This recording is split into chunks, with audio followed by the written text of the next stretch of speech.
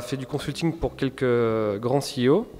Donc justement, on peut trouver des exemples de beau et de vrai en liant à chaque fois avec l'approche de bonne gueule. Le beau, le bon, le vrai relève non pas d'un truc, on va dire, de consultant, ou alors d'un très ancien consultant, puisque ça nous vient de Platon, et plus récemment validé par les recherches en sociologie, les recherches aussi dans tout ce qui touche à la compréhension du langage. Je m'explique. Le beau touche au je, à soi, à la personne, parce que nous existons tous en tant qu'êtres créateurs. On prend un enfant de 2 ans ou 3 ans, déjà il crée, on lui donne 2 crayons, 2 bouts de papier, un bout de ficelle, il va créer quelque chose. Donc créateur pas au sens d'un beau esthétique fondé sur des critères de société, mais le beau en sens d'acte créateur que nous avons tous en nous. Raison pour laquelle ça se rattache au je, à soi. Le bon se rattache au tu, à l'autre.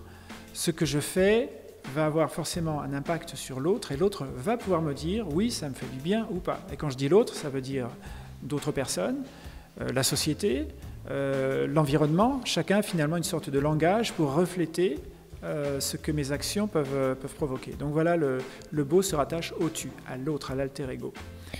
Et le vrai se rattache à la troisième personne, au ça, au it en anglais, le principe de réalité.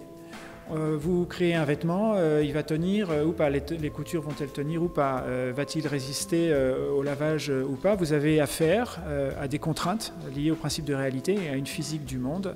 Et donc ça veut dire intégrer ce principe de réalité. Quand vous créez des vêtements, vous avez bien sûr la dimension esthétique de création, vous inventez quelque chose, avez-vous de la joie, du plaisir à le faire, première chose. Deuxième chose, ce vêtement va-t-il créer ou non des perdants quelque part? Allez-vous faire travailler des petites mains invisibles quelque part? Allez-vous piller l'environnement ou pas? Vous pouvez poser la question.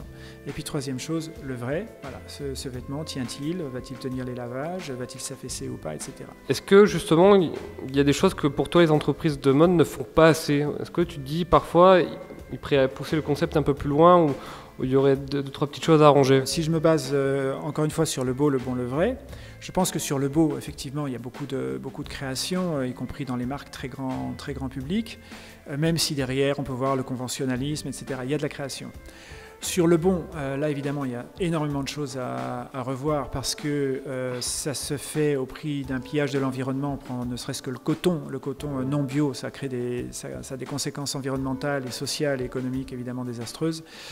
Et puis sur le vrai, finalement, on a beaucoup à faire encore sur, je pense, le vêtement technique, avec les connaissances qu'on a. Évidemment, ça augmente les prix, mais si on se développe là-dedans, ça va aussi les baisser parce que ça va avancer. Mais il va y avoir des percées extraordinaires, je pense, dans les années qui viennent sur le vêtement technique, grand public aussi. En parlant de ce qui va venir dans les prochaines années, pour toi, l'entreprise de mode du futur, c'est quoi? Est-ce que c'est une entreprise qui a seulement intégré le bon, le beau et le vrai, ou est-ce qu'il y a encore autre chose? Il y a plein de choses.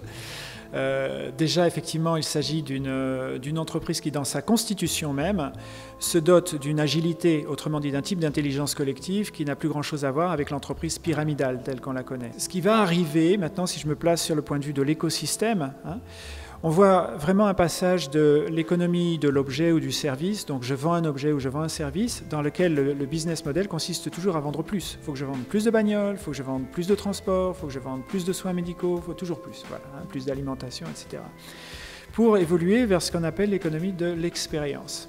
Alors l'économie de l'expérience, si je prends justement l'aliment, les vêtements, la mode, dans l'ancienne économie, il faut vendre un max de fringues. Point. Voilà, le business model, il se trouve là. Alors, peut-être moins si on les fait très cher, ou beaucoup plus si on les fait pas cher, avec des faibles marges, mais de toute façon, le toujours plus prédomine. Dans l'économie de l'expérience, ensemble, on va construire une expérience. Autrement dit, et ce que vous avez fait instinctivement, ça relevait de ma propre démarche comme celle de tant d'autres, je venais avec la question comment améliorer mon habillement, à la fois dans la dimension de mon être, en tant que personne dans la société, avec ma propre personnalité, mes tribus, à moi, ma culture, mon âge, ma génération, etc. Donc comment devenir quelqu'un qui s'habille comme il existe. Pas forcément en vendant systématiquement du produit, mais en m'amenant du conseil, en me reliant à mes tribus, en m'aidant à voir mes marges de progression. Et ce que je leur rachèterais, en quelque sorte, je leur rachèterais un accompagnement de cette expérience.